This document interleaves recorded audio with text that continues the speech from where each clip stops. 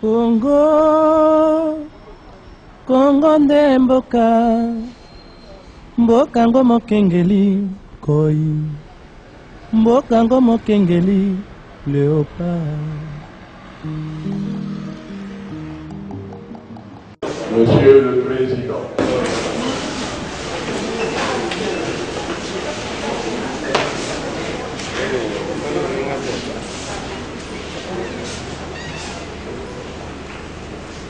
merci. Asseyez-vous s'il vous plaît.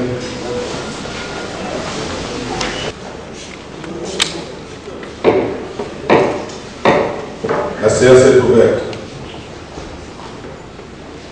Je demande à l'honorable rapporteur de procéder à l'appel nominal des honorables députés provinciaux. Honorable rapporteur, vous avez la parole. Honorable Président, je vous remercie pour la parole. Honorable député, chers collègues, nous allons procéder à l'appel nominal. Je vous prie de vous manifester, s'il vous plaît. Honorable Bali Banga Chimbaose. Honorable Mona Kandikam Laurent. Honorable Bayangundila Vimbundulu Rufan. Honorable Dimola Mapuya Roger. Honorable Dikala Maged Lumboza Diogéry. Honorable Etienne Azam Papi. Honorable Iloua Babanga Paulin. Honorable député, chers collègues, voici les résultats de l'appel nominal. Sur les 48 députés qui composent notre assemblée, 35 sont présents. 17 sont absents. Et un seul collègue s'est excusé. Le quorum requis est atteint. Nous pouvons valablement siéger sur le fondement des dispositions pertinentes de l'article 64 alinéa 1er de notre règlement intérieur. Honorables députés, chers collègues, tel que vous le propose le bureau, l'ordre du jour de cette séance plénière comporte les principes après. 1. Adoption de l'ordre du jour. 2. Audition et approbation des procès-verbaux numéro 05 APK SO mars 2019 et numéro 06 APK SO mars 2019, respectivement des séances plénières du lundi 13 mai et du mardi 14 mai 2019. 3. Question orale avec débat adressé à M. le directeur général du Fonds d'assainissement de Kinshasa, en sigle FONAC, par l'honorable Nissabo Mouteba-Fili. Y a-t-il des objections à cet ordre du jour?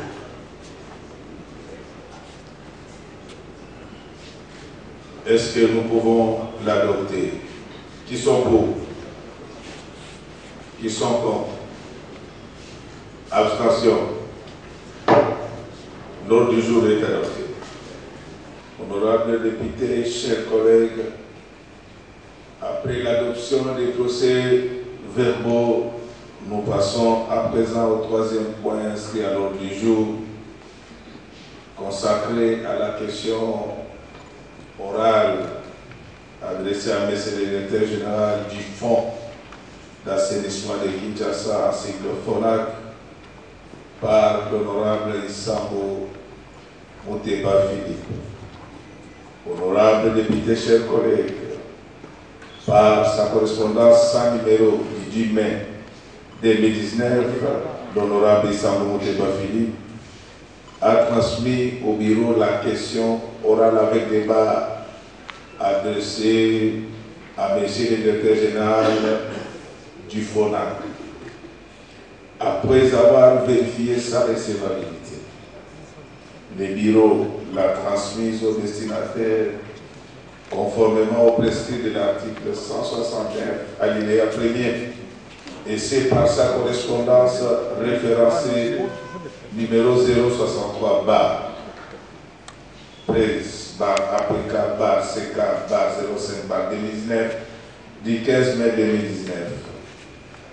Avant toute chose, au nom des honorables députés et au mien propre, je remercie et félicite notre collègue Issambou pour avoir permis à notre auguste assemblée d'exercer sa mission de contrôle à travers cette question orale avec débat, et c'est suivant les dispositions pertinentes de l'article 166 de notre règlement intérieur.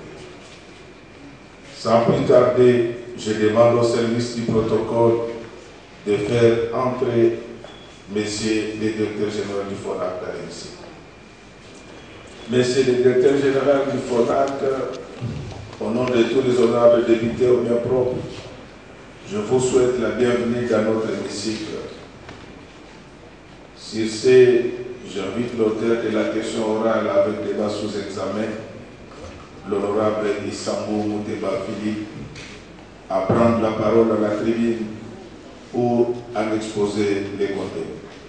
Honorable Issambou Mouteba Philippe, vous avez la parole. Merci, honorable président, pour la parole. Honorable président de l'Assemblée provinciale de Kinshasa, honorable membre du bureau de l'Assemblée provinciale, honorables députés provinciaux, chers collègues, visant les prérogatives parlementaires reconnues par les textes légaux, je me fais le devoir d'adresser la présente question orale avec débat à Monsieur le directeur général du Fonds d'assainissement de Kinshasa ainsi que FONAC.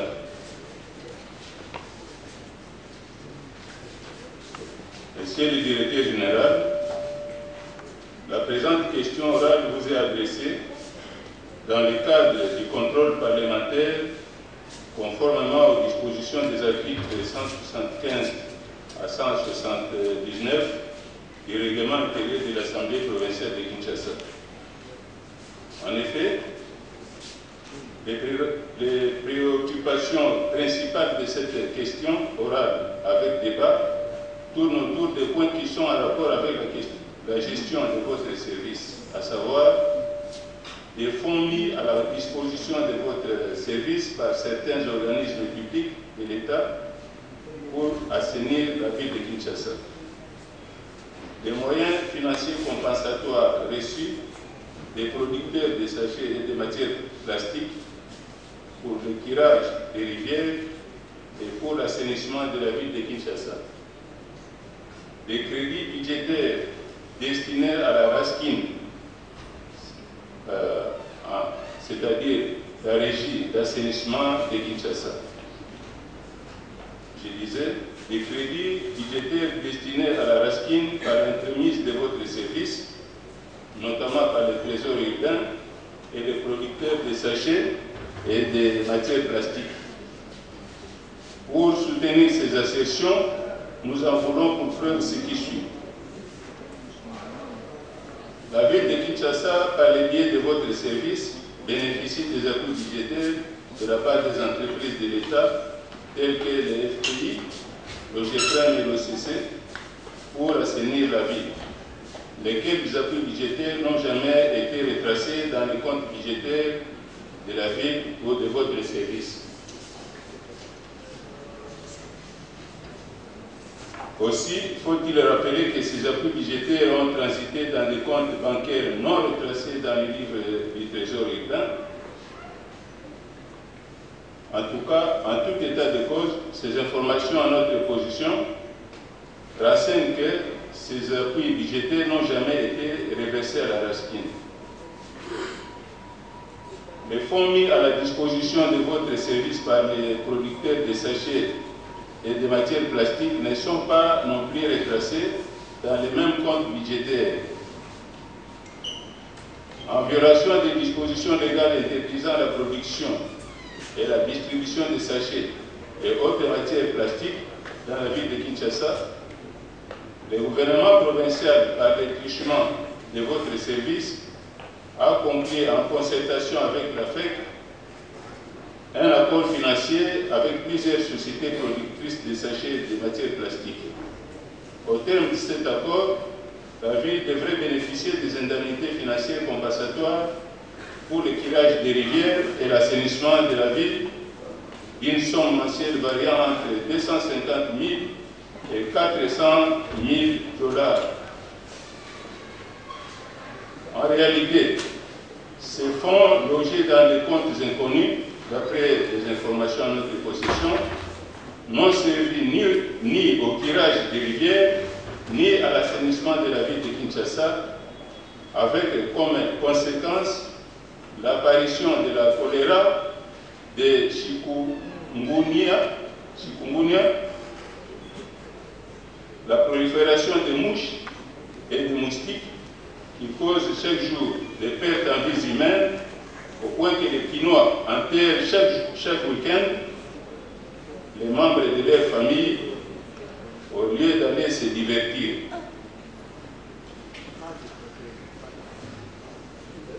Les enveloppes budgétaires destinées à la Raskin par les trésors urbains ont connu généralement une gestion peu orthodoxe de la part de votre service qui en faisait le suivi régulier quant à leur décaissement et à leur utilisation. Tenez, pour la période allant de 2016 à 2018, votre service a bénéficié de la part du Trésor urbain des chèques et des paiements reçus des comptables publics pour un montant total d'au moins 2 370 000 $. Ces fonds ont fait l'objet partiellement d'une rétention injustifiée par votre service, d'après les informations à notre possession. Ce qui explique l'insalubrité généralisée de la ville de Kinshasa, faute de moyens financiers pour le fonctionnement normal de la Raskin. Préoccupation,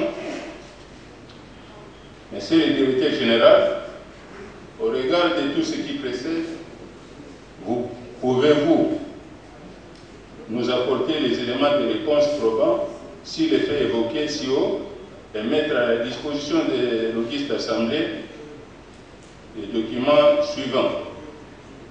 1. Les copies des différentes preuves d'encaissement des fonds mis à la disposition de votre service par l'OCC, l'OGFM et les pays et consorts. Voulez-vous en donner le numéro de compte bancaire et les justificatifs de leur affectation? 2.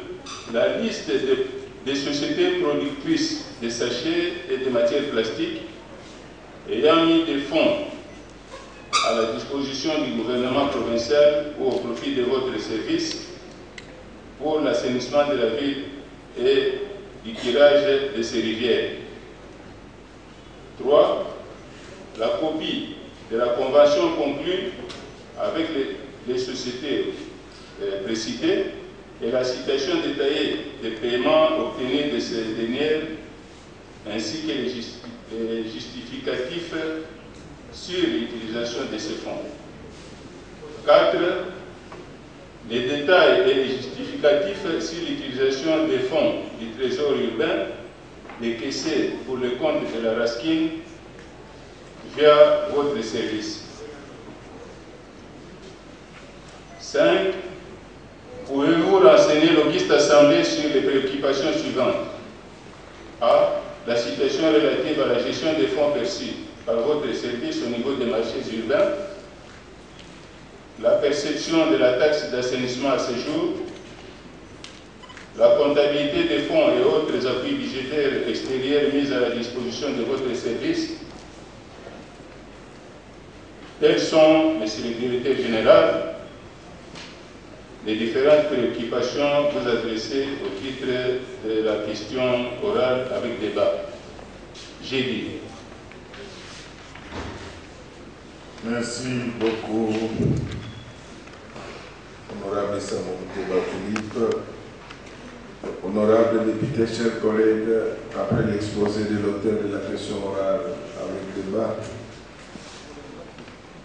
j'accorde à présent la parole à Monsieur le Directeur général du FONAC pour donner ses éléments de réponse à cette question orale avec débat lui adressée. honorable président de l'Assemblée provinciale de Kinshasa, honorable membre du bureau, honorable député, avant toute chose, je profite de cette occasion qui m'est donnée de m'adresser à vous du haut de cette tribune pour féliciter chacun de vous tous en particulier pour votre élection en qualité de représentant des Quinoises et des Quinois. Et aussi, je ne peux m'empêcher de vous souhaiter un fructueux mandat. Je voudrais ici saluer l'auteur de la question, l'honorable Philippe Issam Mouteba, pour l'intérêt qu'il accorde aux questions liées à l'assainissement de la ville de Kinshasa de manière générale, ainsi qu'au fonds d'assainissement de Kinshasa, FONAC en sigle, en nous adressant une question orale avec débat. S'agissant des préoccupations soulevées par l'honorable Philippe Issam Mouteba, je vais y répondre sans embâche afin d'y apporter tout l'éclairage voulu à votre auguste assemblée. Honorable Président, honorable membre du bureau, honorable député, pour ce qui est de la première préoccupation relative à la mise à la disposition des fonds par certains organismes publics de l'État pour l'assainissement de la ville de Kinshasa au FONAC, je tiens à vous informer que les contributions volontaires mises à la disposition du FONAC par 3 entreprises publiques, à savoir le FPI, OCC et OGFREM, sont suspendues à ce jour, faisant suite à l'interprétation du communiqué du 26 janvier 2019 du directeur de cabinet de chef de l'État adressé aux membres du gouvernement et aux dirigeants des entreprises, établissements et services publics, suspendant les recrutements et mises en place du personnel, ainsi que les engagements et liquidations des dépenses autres que celles liées aux charges du personnel. C'est à ce motif que ces contributions ont été suspendues depuis janvier. Pour votre gouverne, ces contributions volontaires se présentaient comme suit. OCC versait chaque mois un forfait de 50 000 $. FPI, le montant était calculé sur base de 1% de la taxe de promotion industrielle. Et enfin, au GFREM, c'était sur base de 1% sur le montant global de la valeur mensuelle de la commission de 0,5% perçue sur valeur cible de la marchandise de l'import. Et le total de ces contributions chaque mois avoisinait plus ou moins 100 000 $. Le détail, vous avez à l'annexe 6 du document transmis au bureau.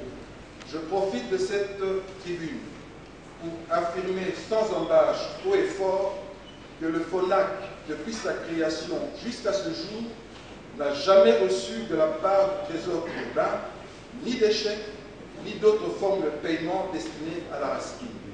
Les paiements du Trésor urbain en faveur de la RASKIN se sont effectués directement sans passer par le FONAC.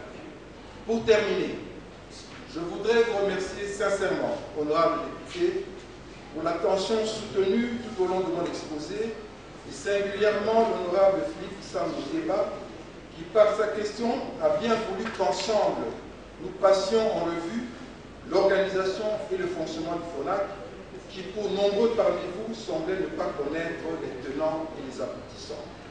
J'ai répondu, je vous remercie. Ces deux collègues veulent réagir. Il y a une liste qui est en train de circuler. Merci, honorable président, de la parole. Honorable président, honorable membre du bureau, distingués collègues, j'ai une question à poser à monsieur le directeur général. Monsieur le directeur général, parmi les missions citées, que vous avez citées ici, les missions de votre service bien entendu, vous avez parlé de l'assurance des financements des activités liées à l'assainissement de la ville et à la protection de l'environnement. Pouvez-vous nous dire, Monsieur le Directeur général, depuis votre arrivée à la tête du service, quelle est l'activité liée à l'assainissement et à la protection de l'environnement que le service a déjà financé? Conformément à l'EDI 003, de mobiliser des fonds nécessaires pour l'assainissement de la ville de Kinshasa devrait, avant toute chose, nous donner les justificatifs des ressources mobilisées de 2017 et 2018, afin que leurs affectations, afin de nous permettre d'avoir une vision d'ensemble des recettes mobilisées annuellement et les dépenses y afférentes.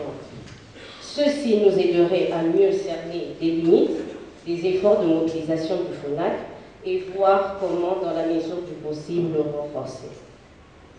En faisant ainsi, le FONAC permettra à l'Assemblée provinciale d'évaluer sa capacité de mobilisation en tant que service mobilisateur des recettes et surtout de comprendre la manière dont les fonds mis à sa disposition ont été gérés. Avez-vous des données fiables de toutes les usines en plastique échassé installées à Kinshasa en rapport avec les paiements de taxes d'environnement? Ça, c'était la première question. La deuxième question, contrôlez-vous avec rigueur le respect de mesures prises par l'hôtel de ville sur l'interdiction de la fabrication des sachets? Qu'en est-il des frais retenus sur la facture régie des eaux de l'assainissement du Kinshasa? Je voudrais aussi savoir quelle est la hauteur de la somme versée par les FPI au FONAC. J'ai remarqué en suivant votre présentation du DG, qu'il y avait une constellation d'acteurs, énormément de parties prenantes, une multiplicité d'acteurs qui rendait difficile le travail de la FONAC. J'aimerais que les directeurs généraux puissent vraiment nous décliner ici tous ces acteurs qui viennent, afin de dégager au travers de cette multiplicité d'acteurs l'efficacité qu'on aura attendue de son service du fonds. Parce que des fois, ces acteurs ont des buts ou des objectifs opposés, même s'il s'agit de payer. Et je n'ai pas très bien saisi comment ils pouvaient se sortir avec cette multiplicité d'acteurs. Que ces acteurs soient au niveau national, au niveau provincial, soit au niveau des entreprises, au niveau de la FEC, des communes, des marchés, il m'a semblé que la constellation est tellement importante qu'il faut qu'au niveau de son service, il soit suffisamment outillé pour maîtriser tout cela. Il a parlé de l'argent, il y a de l'argent reçu et ce qu'il n'a pas reçu. Est-ce qu'il peut nous expliquer en détail l'utilisation de cet argent-là? Comme l'a dit mon frère, trouver une place pour l'honorable Batumana. Quelles sont les communes qui en sont bénéficiaires? Parce que moi, Massina, en tout cas, je n'en vois pas. Et pourquoi Massina n'est pas sur la liste des communes qui devraient bénéficier de ces fonds-là? Je vous remercie pour la parole, honorable président. Je prends la parole du haut de cette tribune par motion d'information pour un complément d'information afin de souligner le fait que monsieur le directeur général du FONAC, à qui l'on a adressé la question orale avec débat à ce jour, a déjà été ministre provincial du plan. Cependant, en 2013, cette même assemblée provinciale de Kinshasa l'a destitué par une motion pour incompétence, mégestion, détournement des fonds affectés aux travaux publics. Compte tenu de ce fait, il paraît étonnant que la même personne puisse gérer un service public. Je pense logiquement que monsieur le directeur général du FONAC doit avoir le courage de démissionner ou carrément, en attendant l'issue de la présente question, l'Assemblée plénière devra réfléchir sur son sort tenant compte de l'éthique et de la moralité. Honorable Président, honorables membres du bureau, honorables députés, chers collègues, il est de notre responsabilité de faire observer les textes légaux qui doivent être d'application en la matière, en l'occurrence le décret de loi numéro 017/2002 du 3 octobre 2002, portant code de bonne conduite de l'agent public de l'État, spécialement en son article 1er, point 2, 11 et 12, lesquels exigent de chaque mandataire public un certain comportement qui soit digne. En entendant l'issue de la présente question, j'en appelle au directeur général du FONAC de tirer toutes les conséquences qui s'imposent. J'ai dit. Comme il s'agit d'une motion, il faut toujours qu'il y ait des pour et des contre. Monsieur l'honorable président, au nom du bureau, au nom de députés, chers collègues, sous réserve de vérification qui sera faite par le bureau, par rapport à, je réagis par rapport à la motion qui vient d'être faite par le deuxième rapporteur. Si cela s'avère tel que le rapporteur venait de l'annoncer ici, je demande, Monsieur le Président, qu'on puisse arrêter à ce niveau et que Monsieur le Directeur Général puisse tirer toutes les conséquences par rapport à cette question, parce qu'on ne peut pas comprendre que quelqu'un qui a un passé déjà corrosif puisse continuer à gérer le service public. Nous sommes ici pour sanctionner les antivaleurs, et si tel est le cas, nous devons faire. Moi, je ne vois pas pourquoi on doit encore continuer à papoter sur cette question-là.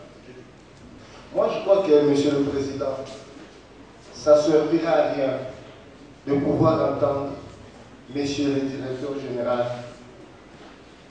Pourquoi, Monsieur le Président? Observez un peu, la FONAC là, ça donne l'image d'une entreprise qui n'a pour rôle que d'asphyxier les entreprises publiques, qui n'a pour rôle que d'asphyxier les contribuables congolais. Parce que, en suivant cela, vous constaterez avec moi, Monsieur le Président, qu'on est en train d'amasser de l'argent ça et là, et tout le monde sait que la ville de Kinshasa n'a pas été assainie, et n'est pas aussi assainie. Alors, moi je crois que, pour essayer un peu de voir à la longue, ça aurait été bien qu'on puisse soit essayer un peu au niveau de l'Assemblée d'aménager un éthique qui pourrait peut-être dissoudre ou voir cette entreprise-là dans un autre sens. Parce que dans son vrai sens de l'assainissement, moi je ne vois pas sa raison d'être. J'ai dit et je vous remercie. J'ai un souci. Le souci, Président, est simple.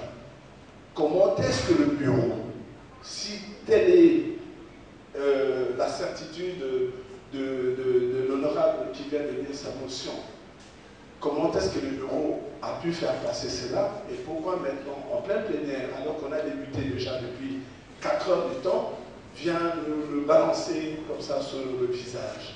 Je suis surpris. Or, nous sommes ici dans la recherche de la vérité. Nous savons que beaucoup des députés, même d'anciens ministres, ont été sanctionnés à cause de la santé de la ville. Kinshasa, la poubelle doit s'arrêter. Nous, on aimerait avoir Kinshasa la belle. Alors, si aujourd'hui on nous dit qu'on arrête tout sur place, ça voudrait dire que tout ce qui s'est passé, l'argent qui est arrivé, tout ce qu'on a mis en place, tout cet arsenal juridique qu'on a mis en place n'a servi à rien. Ce n'est pas la question d'une personne, c'est la question d'un service qui est géré par une personne. Nous aimerions voir clair, et le fait de dire aujourd'hui qu'on n'a plus besoin d'entendre le directeur général sous-entend qu'on a botté en touche. Et ça, Président, je suis contre, je ne peux pas l'accepter. Ici, il est question de l'assainissement. Ça va de l'intérêt de notre ville. Le directeur général, il a été invité ici pour que nous puissions voir clair. Imaginez-vous, Monsieur le Président, si nous arrêtons à ce niveau et nous demandons au directeur de tirer toutes les conséquences et qu'il dit, bon, les conséquences que moi je vais tirer, je reste. Ce sont aussi les conséquences. Qu'allons-nous faire? Moi je trouve que très bien. Nous devons... Garçon intelligent comme son père. Moi je trouve que nous devons... Merci Monsieur le Président. Nous devons atterrir. Quand nous allons atterrir, nous allons peut-être appliquer l'article 191 de notre règlement intérieur, faire des recommandations. S'il faut les faire partir de son poste, nous demandons au gouverneur de les révoquer.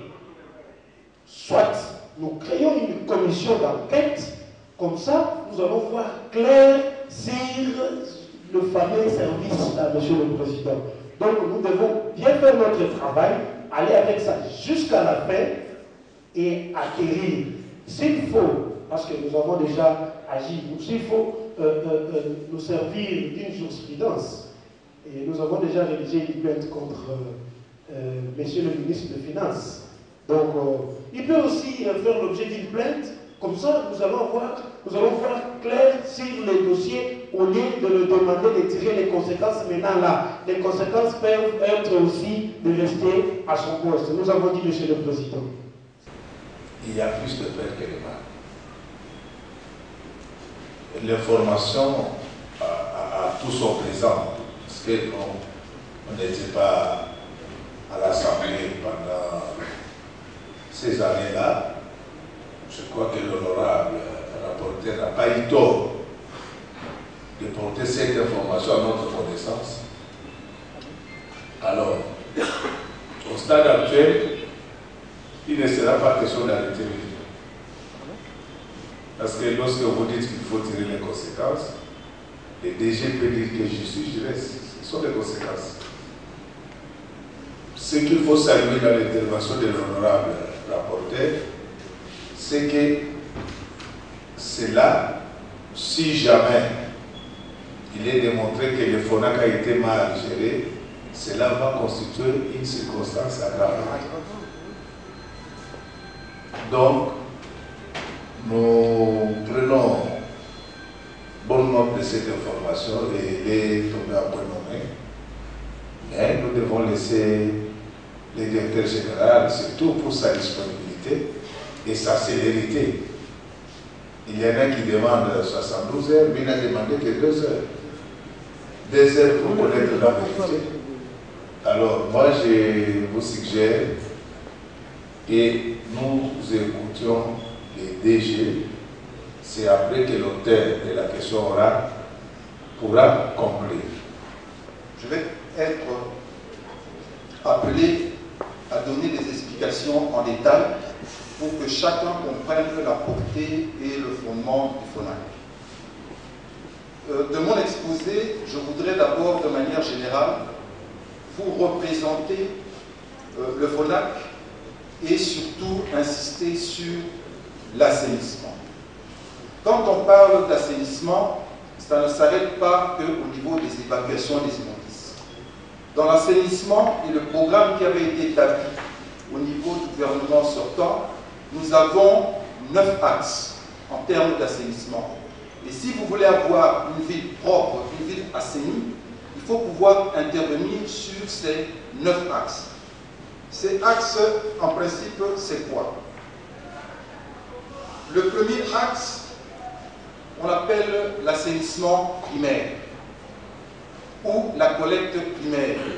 Ça consiste au balayage, au désensablement, au désherbage et au raclage. Ça, c'est ce qu'on appelle l'assainissement primaire ou la collecte primaire. Et en général, c'est fait au niveau des ménages. Chaque ménage, les ménages sont des pollueurs, est appelé à pouvoir faire cet assainissement primaire. Alors, le deuxième axe maintenant, c'est la collecte et l'évacuation des déchets. Après avoir balayé, nous formons des petits tas. Et maintenant, il faut qu'on vienne prendre ces petits tas et les déposer quelque part, très souvent, dans ce qu'on appelle une station de transit. Le troisième axe maintenant, c'est le recyclage et la valorisation des déchets. Si hier, nous étions habitués à brûler les déchets, aujourd'hui, on appelle les déchets, c'est l'or vert. Quand vous brûlez les déchets, vous êtes en train de brûler l'argent. Parce que tous les déchets, maintenant, on sait les recycler, on sait les revaloriser. Et c'est ce qu'on appelle la gestion intégrée des déchets, qui part de l'assainissement primaire en passant par la collecte jusqu'au recyclage. Quatrième axe, c'est le traitement des excréta humains. Ça fait partie de l'assainissement. Aujourd'hui, qu'est-ce qui se passe dans la ville de Kinshasa? Quand il pleut, Tout le monde cherche à vider son puits. Mais dans d'autres cieux, il y a des mécanismes qui sont mis en place pour pouvoir traiter les excréta humains. Aujourd'hui, quand vous allez vers Ndolo, c'est un spectacle désolant que nous offrons à la population. Heureusement, j'ouvre une parenthèse, je vais fermer aussitôt, avec la Banque mondiale, nous allons pouvoir mettre en place une usine de traitement des excréments humains. Alors, le 5e axe, c'est le curage des ouvrages de drainage et des rivières. Ça fait partie également de l'assainissement. Le 6e, c'est la lutte antivectorielle qui se traduit par ce qu'on appelle les 4 D. Vous avez le D qui est la piratisation, le D qui est la désinsectisation, le D qui est la désodorisation et le D qui est la désinfection. Ça fait partie de l'assainissement. Le 7e axe, c'est le reboisement, l'aménagement et l'embellissement. Quand vous faites cela, ça fait partie également de l'assainissement. Et le 8e axe, c'est la lutte anti-érosive qui se décline en deux. Vous avez une lutte qu'on appelle biologique. Ceux qui sont du domaine connaissent une plante qu'on appelle vétiver. Cette plante-là vous permet de retenir le sol. Avant qu'on puisse découvrir cette plante, très souvent on plantait des bambous.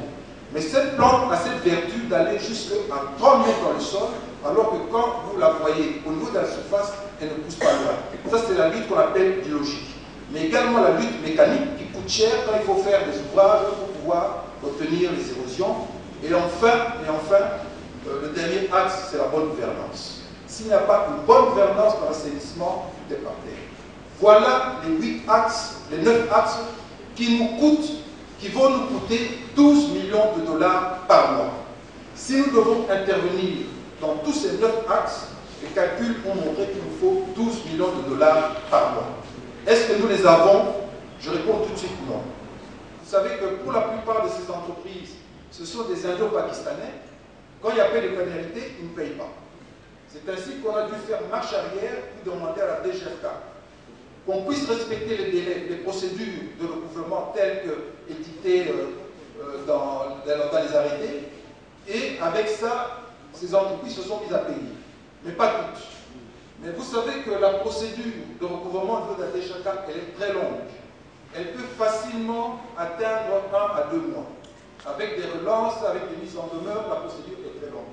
Ce qui fait qu'à ce jour, en moyenne, au lieu d'avoir 170 000 $, nous avons en moyenne 55 000 $. Je crois pouvoir avoir répondu à toutes les préoccupations. Président, j'ai dit et je vous remercie. Honorable député, chers collègues, nous venons là de suivre la réplique du Monsieur le Secrétaire général du FONAC. En syntonie avec notre règlement intérieur. Il n'y a que l'auteur de la question aura été conclu. C'est pour cela que je vais lui accorder la parole à l'honorable Samou Déba Philippe. Honorable député, chers collègues, vous constatez avec moi que le directeur général a beaucoup parlé sans convaincre. Sa documentation n'est pas mise à la disposition des honorables députés. Des salaires payés, le travail est invisible, sans impact visible donc, sur les rivières et sur l'assainissement de la ville. Le compte recevé au banque de FONAC est à vérifier. Mais le directeur général a bénéficié du fonds de la part du Trésor urbain pour la Raskin. En un mot, les Quinois ne connaissent pas FONAC. Les rivières ne sont pas tirées. La ville n'est pas assainie depuis 2017 jusqu'à ce jour. Honorable président de l'Assemblée provinciale de Kinshasa, honorable membre du bureau, honorable député, chers collègues, pour examiner sa documentation et ses assertions, je propose immédiatement à l'Auguste Assemblée une commission d'enquête urgente. J'ai dit et je vous remercie. Honorables députés, chers collègues, vous avez suivi la conclusion de notre collègue par rapport à cette question orale. Comme vous le savez, étant donné que nous sommes dans une sorte de transition transitionnaliste au niveau de la ville de Kinshasa, l'interpellation ne me semble pas être l'instrument le plus efficace parce qu'il faut un délai de 8 jours. Mais avec la commission d'enquête, dans les 3 jours, on peut vérifier tout ce qui venait d'être dit par le secrétaire général. Et parce que je vais demander à ce dernier de quitter l'hémicycle après, je voudrais, M. le secrétaire général, que lors de ces travaux avec la commission, il faut faire les choses de manière surprise. C'est-à-dire, vous avez reçu autant, vous avez affecté autant, et à telle ou telle autre structure. Comme ça va nous permettre de remonter la filière. Donc nous allons continuer notre plénière pour enrichir ce que venait de proposer notre collègue Philippe. La question étant éminemment technique, à mon sens, elle doit être gérée par la commission qui traite des questions environnementales. Et comme il y a des aspects financiers, je voulais proposer quelques collègues qui sont à l'éprofil. Je commence par l'honorable Bokoso.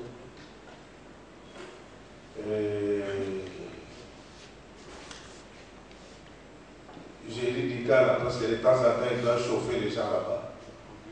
C'est mon représentant. Et à l'écofil qui sont là, je vois l'honorable Jean Boy. Si vous adoptez cette proposition, je vais signer la décision de ce soir et la commission doit y inviter. Je ne veux pas apprendre que vous étiez parti chez les DG. Oui, lui d'office, il est là. C'est lui-même le président de l'ECOFIN. Merci. Alors, je voulais dire que si nous sommes d'accord, je vais signer la décision aujourd'hui. Je ne voulais pas apprendre que vous avez été chercher le DG chez lui. Vous l'invitez. Les travaux doivent se tenir ici. On va disponibiliser l'hémicycle pour vous.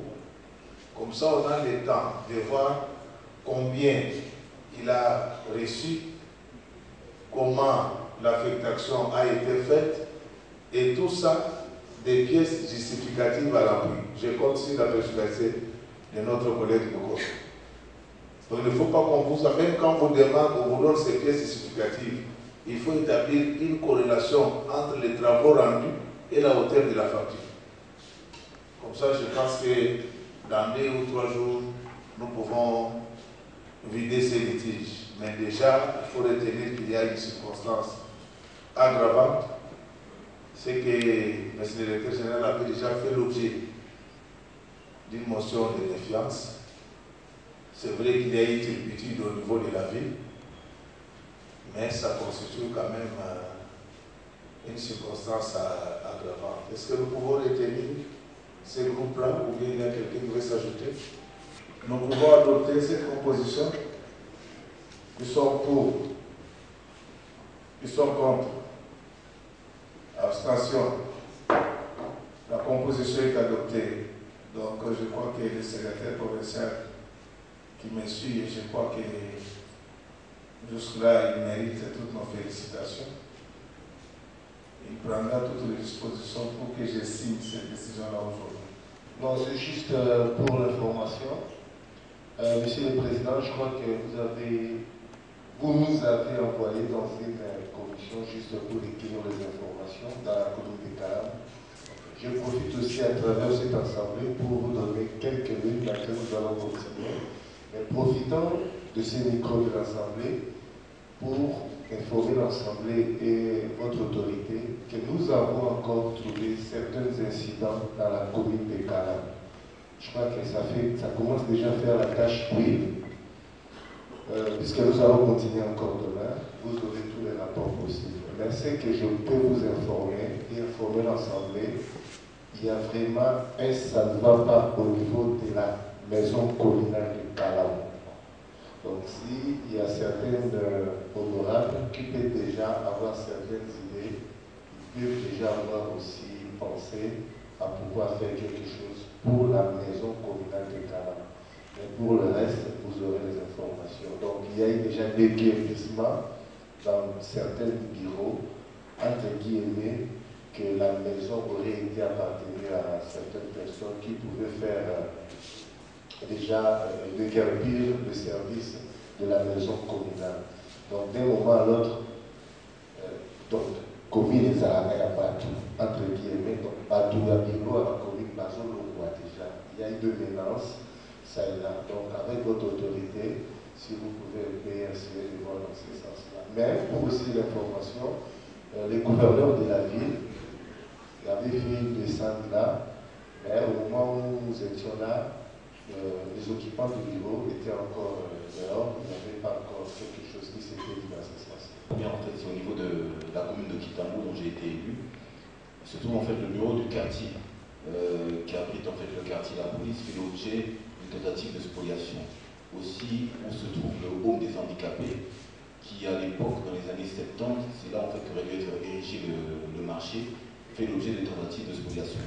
À l'époque, quand moi-même j'étais bourgmestre là-bas, on avait plusieurs fois été cité au niveau des cours et tribunaux. Quand on a gagné la procédure, on a vu l'objet d'attaque personnelle, et alors je vous dis, ces mêmes personnes ont repris leur base de zone et veulent en fait mettre la main dessus.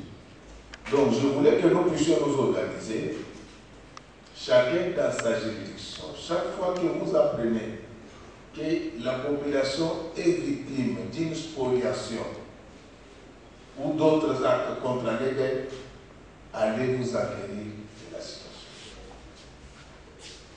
Nous avons cette possibilité-là de dépêcher les équipes pour mener des enquêtes. Et quand nous aurons réuni tous ces éléments, nous allons suivre la voie indiquée par la loi. C'est anormal. On ne peut pas spolier l'hôpital. Est-ce que c'est laisser ces enfants de tomber jamais malades? Ces gens-là, les hommes des vieillards, non, nous, les enfants des Kinshasa, nous n'avons pas de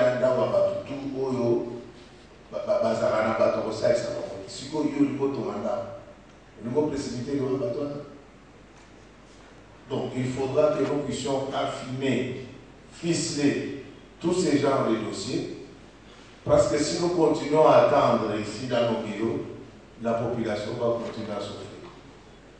Toutes les matières qui étaient inscrites à l'ordre du jour sont repoussées. Et la séance est levée. Congo nde mboka, mboka ngo mokengeli koi, mboka ngo mokengeli léopard.